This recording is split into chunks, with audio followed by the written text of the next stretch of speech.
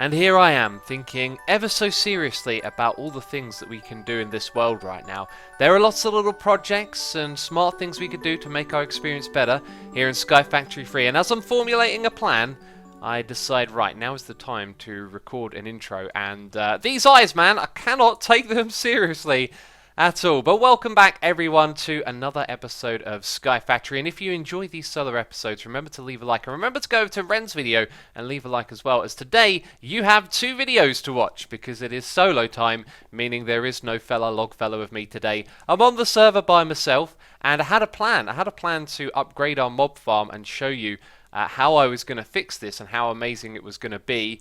And then I ran into a little bit of a problem, because last time me and Ren ran out of redstone. We have a bit of a power situation where refined storage has taken over all of our power consumption and we haven't been able to fix it. So there are a lot of things hanging out in here, and I've left the door at the back open, so we've got to be very careful here. But you may notice that there are diamond spikes and iron spikes, and this is so that we can get both XP and mob drops like mob heads, right, from this farm, because we had to change them over last time. Now what I'm going to do is tear out everything down the bottom, and we're going to use these absorption hoppers, but as many of you pointed out, there is an upgrade for this. So if we go to the same mod that this is from, this upgrade right here will allow us to suck the XP from further away and the items as well. And what we can also do is just make a load of those, but we couldn't make a lot before because they were stuck underneath these spikes. If we can upgrade the range, we can put them on this side over here, and that, I believe, is going to solve all of our problems. But to solve that problem, we've got to solve another problem,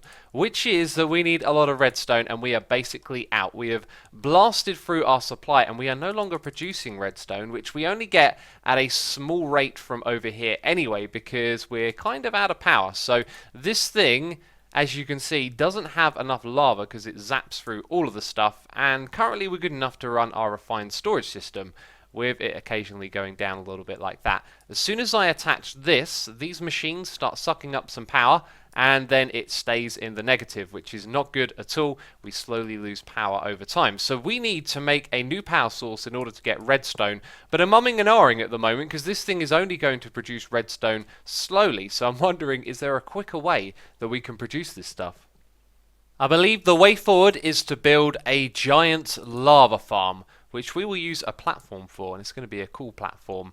And then we can transport that lava around easily using these tanks, which are now available to us thanks to our adventures in the Nether, killing some blazes. And I was thinking, we need a colour for this, man. Lava, let's go with red. In fact, I think what would be really nice is red, orange and yellow. Now I'm very tempted to do that. Actually, yeah, I think I'll go red, orange, yellow. That'll look really, really cool.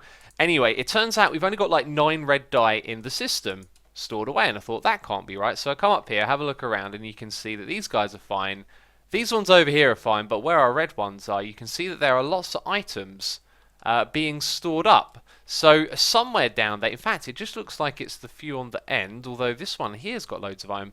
Somewhere I basically goofed up the logic of these pipes. I'm not going to go over it again because I messed it up, but I'm going to spend some time roaming around down here trying to fix that little problem that I've made for myself. So this entire time we've been playing, I've been thinking that we're saving up our dyes, but we're not, unfortunately. We are going to use some of the last of our blaze rods to make a swapping wand. I was going to call it a replacing wand. I searched for replace and this thing came up, so it's got the word replaced in it somewhere.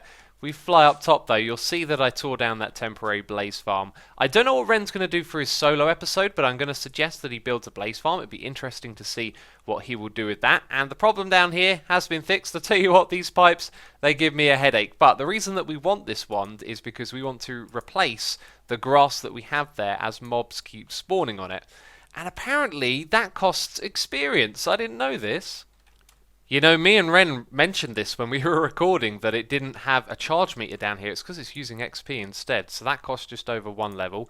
Also, if we press the button, we can change the size and make this a little bit quicker. I changed the fence by mistake. Well, that's our first derp of today's episode, and I need to cull the herd here a little bit as well. Geez, that was kind of embarrassing, wasn't it? This time we'll do it proper. Bam, there you go.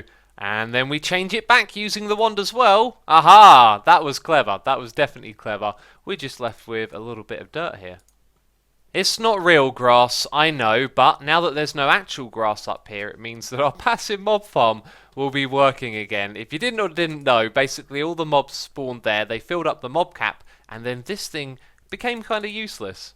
So the lava platform has got to be something special. It's got to scream at you that there is lava inside of it, and these blocks certainly do that. And I've been waiting for this opportunity where we can start to use some different blocks in the pack. And of course, there's loads from chisel you can actually craft with stone and a few other things. So with stone and iron, we make factory blocks. With stone and lava, we can make this stuff. However, I don't have a lot of lava at the moment, so what I'm hoping on doing is getting this farm up and running as quick as possible so we can also use the lava to make the blocks around the outside. Now I'm a little bit undecided on this floor because it's kind of a bit uninteresting when it's big and plain like that, right? And is it me or is this texture jumbled up a little bit? Yeah, it's got some randomness to it. That's actually quite nice. But I do need to produce a lot of lava, and the way that we're going to do it will end up covering a lot of what you see right here anyway, so that shouldn't be a problem. But these textures, man, like there's an interesting choice to be had, and I thought this one looked the best until I put that block in the middle, because then you can see that the border is off by 1 pixel there, and you can see it around the edge here. That kind of sucks. But we can't do anything with that. We'll come back to that in a bit. So there's the floor in place. We won't build the walls straight away. We need to make some crucibles first of all. So how do we get lots of clay? We got to put dust into barrels full of water, and this is very simple to set up. So we've got some fluid conduits in there. I believe all I need to do is set that like so, and it's going to fill up the barrels with water. Excellent.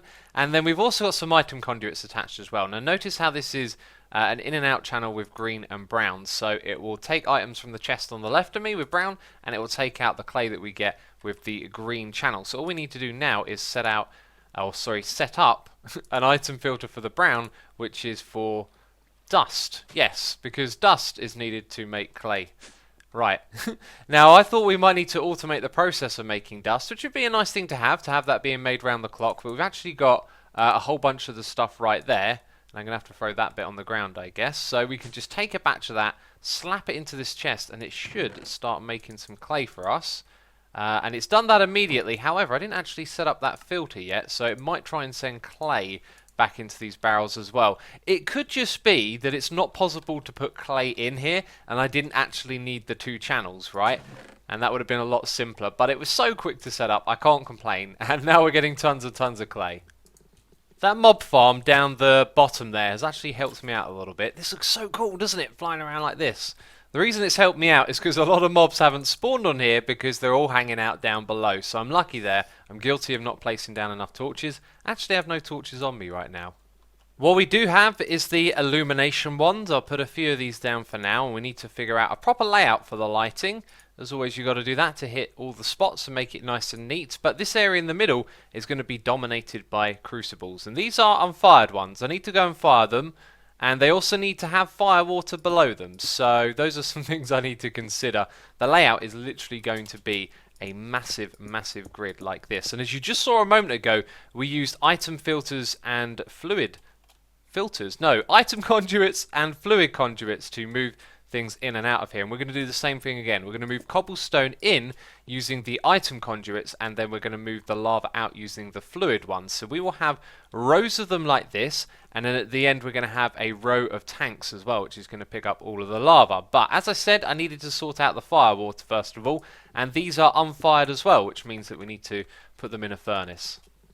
So we need fire water, and I've got a fire water farm, and initially I was going to say I'm not sure how much of this fire water we will actually use. We might make it so that not all of our crucibles have fire water directly underneath them, but I'm quite confident now actually that's not going to be the case, because this stuff transformed pretty fast and I can expand the size of that as well. So what we shall do in this area is basically set up a giant like glass frame around the outside for the firewater to be contained inside of. This is going to get tricky because I don't want the firewater to flow out down into the void. That would be bad news, right? And I don't have silk touch, so don't shout at me.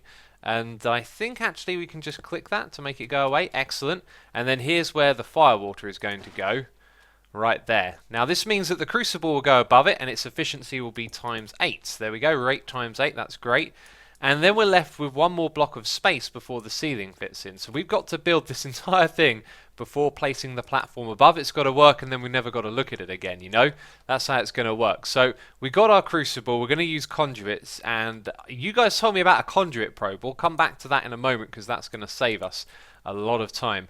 But then at the end of every single one of these rows of crucibles, we're going to have a fluid tank just sitting there like that. And then all of those fluid tanks will connect together, and we'll use that to connect to our ender tank, which I have actually left down here. So it's going to continuously fill that thing up. And let's move it right now, actually. So we will link this up so that all of these tanks move the lava through them like you've seen before, and then we'll use it to pull in the lava from the conduits at the front. And there might be some issues with that if we go all the way across in one direction, so I might put a couple of different lava tanks, like one in each corner or something like that. Anyway, the idea being that we can put lava into this tank. This one will pull from the one alongside it, which I hadn't actually set up yet. So it's going to pull from there, right, and move it across. And yep, it's gone all the way across already. I was kind of expecting that to be instant, but yeah, it's gone across bit by bit, and now that thing's got some lava in. I've decided to scale down the project a little bit here. Not only could it end up being very tedious, it might turn into a lag machine, which we don't want. So we're going to do it in rows like this, and we're going to set up the first row straight away. And it will actually generate a fair amount more lava than over there, which is a good thing as we can plug it straight into the system. Now I'm going to show you how we can use the Conduit Probe to copy the settings of each of these. And this isn't the most complex setup that we're going to make right here. If there was a more complex one, it would actually copy across all of the settings. But what we've got to do is go into the conduit. We've got to click that so that we're extracting. Or sorry, no, that's completely wrong. I'm glad I realized that. We need to be on insert mode, and then we need to go to the fluids and put this thing onto extract, and we want it to also extract without the redstone interfering. Now, when I hold this conduit probe, you'll see something in the bottom right of the screen where the conduit probe is. If I hold down shift and use the mouse wheel, we can change it to copy mode, and then what we've got to do is hold down shift, right click on the conduit, and that's the connection at the bottom that you use to open the interface, and it has copied those settings. So now what we can do is click on the next one and it applies it, and you can actually see a little arrow appear right there. Look for it, bam, there it goes, and that means that we've successfully copied it. So I'm going to install the rest of this and then we'll give it a whirl.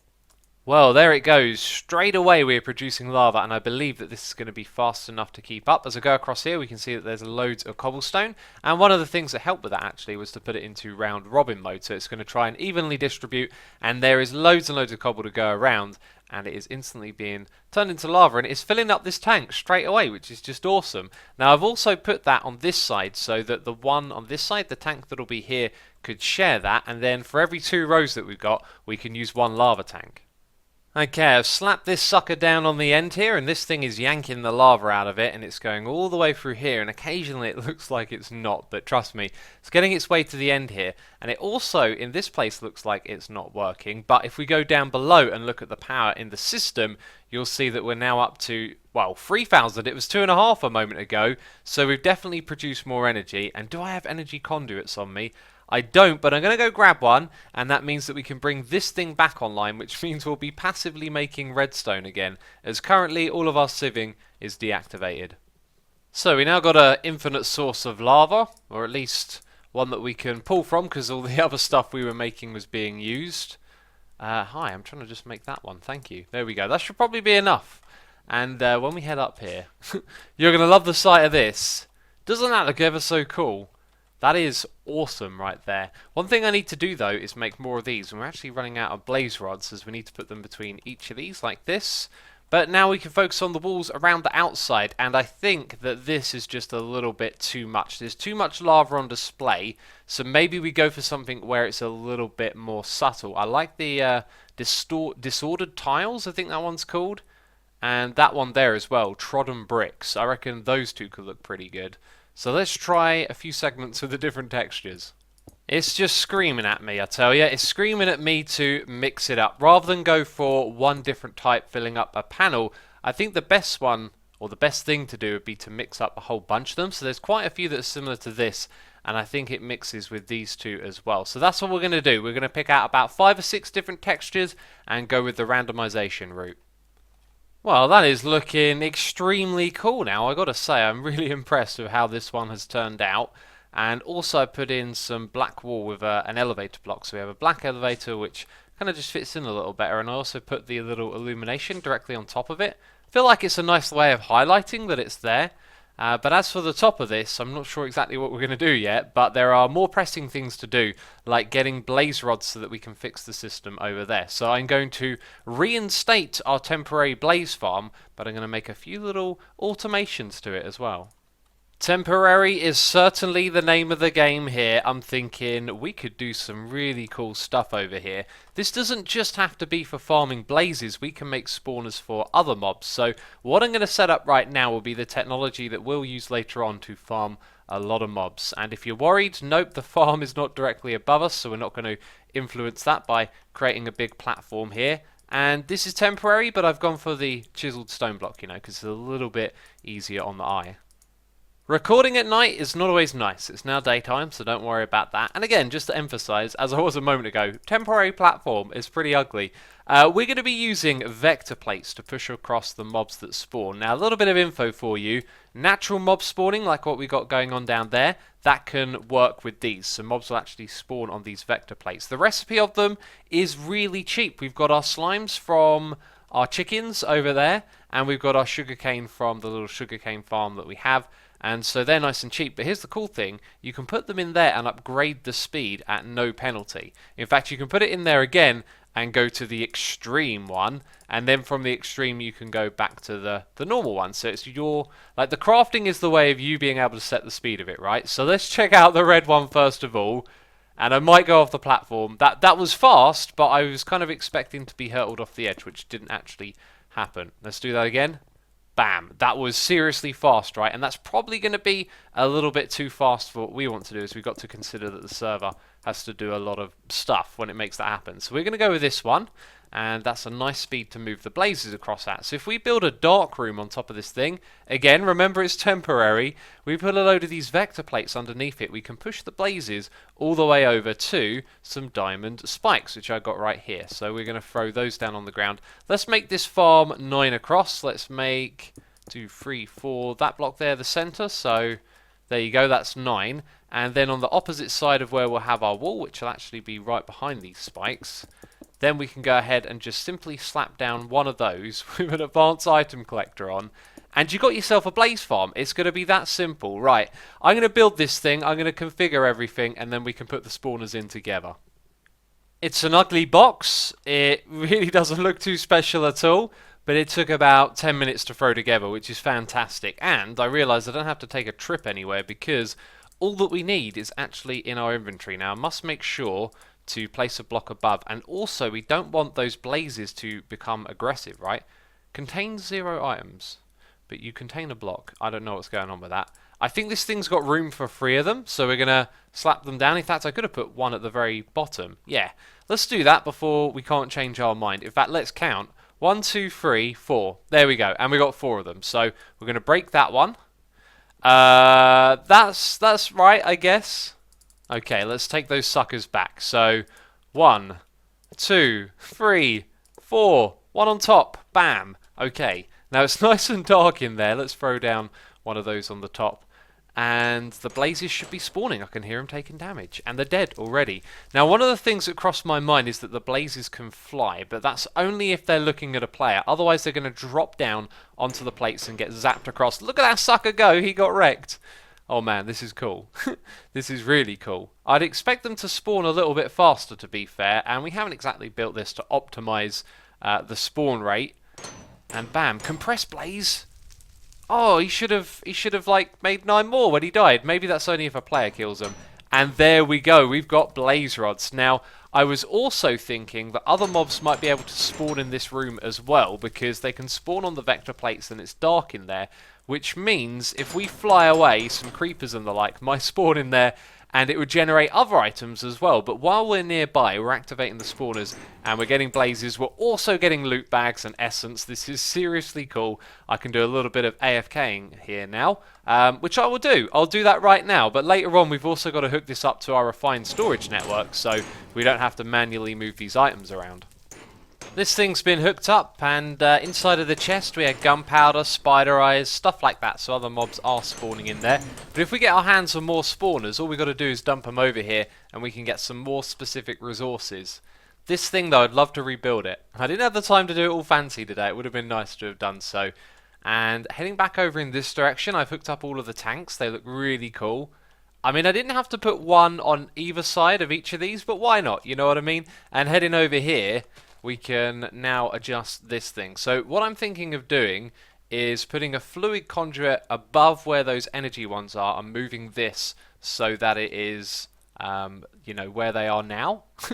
That made no sense, I know. And then putting this here. Now that thing's going to push above it, which I actually don't want it to do. So let's turn that off. But then we'll have a few of these here in a row, and they can provide the lava. So bam, there it is, that thing's full up. In fact, let's do it right now. We're going to put a fluid conduit there, we're going to break that, swap this thing over, hope that the world doesn't fall apart while I'm moving this about. Bam, there we go, and this thing should have a ton of lava given to it. But I think it's pretty much going to use everything it can get its hands on as quick as we can give it to it. And that's with 2 connections now, although is this actually pushing on the front? It is, so it's getting... Are these configured? No, hang on a second. We want that one to be on insert, and this one here to be on extract, and then it's getting more lava, and there it goes. Excellent. So now we know it's producing the fastest it can. So the next logical step is to make another lava generator, and I was all prepared to go and do this. I've made myself some more electrum, I've got my bottles ready, because you'll see that we don't have enough materials to craft this. We need a little bit more of that, a little bit more of those, and then there's redstone bottlenecking us again. And that's going to take a long time to gather. So next episode when me and Ren are together, I'm pretty sure that we're going to be working on a new way to farm redstone. One thing leads to another. I was in half a mind to put in a powered spawner over here, but then I started to think, well, it's not that simple. You got to get a witch from down below, and that's going to be some risky business. Then you got to bring power over here, which would use a flux point, and that would require some redstone, which we're very short on. And there's a few other things as well that I'm short of. And before you know it, you can end up spending ages just trying to do something simple to get a little bit of redstone. And so we're going to end it right here, where we're kind of locked in with a few different things. And this is temporary, that is unfinished, but we will finish these things in the future and make them look amazing. I hope you have enjoyed this episode. If you have, remember to leave a like. I think this project over here looks seriously cool, and it's going to provide us with an insane amount of lava for future projects and for power as well. But that is going to be it from me this one. As always, thank you for watching, and I'll see you in the next episode. Oh, and don't forget to go and check out Ren's solo episode as well. Ciao for now. Bye bye.